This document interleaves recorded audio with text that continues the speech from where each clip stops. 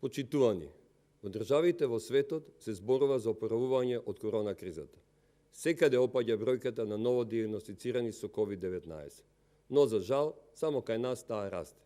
Само ние зборуваме за висок број на ново заразени, само ние броиме починати од корона.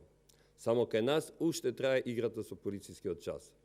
Македонија уште сега го живее вториот бран на коронавирусот, инаку очекуван за есен. Толку беше и од успехот на надлежните во справување со корона кризата.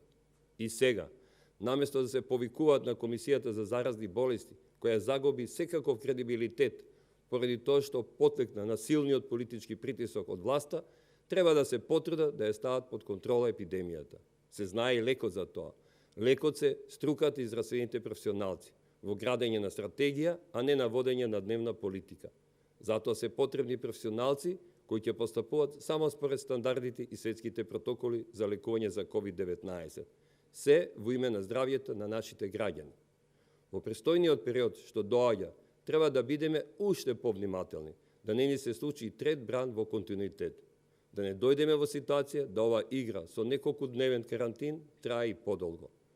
Дори кој ќе се воспостави контрола на епидемијата со коронавирусот и кој ќе почне состојбата да се нормализира, тогаш ќе зборуваме за други теми.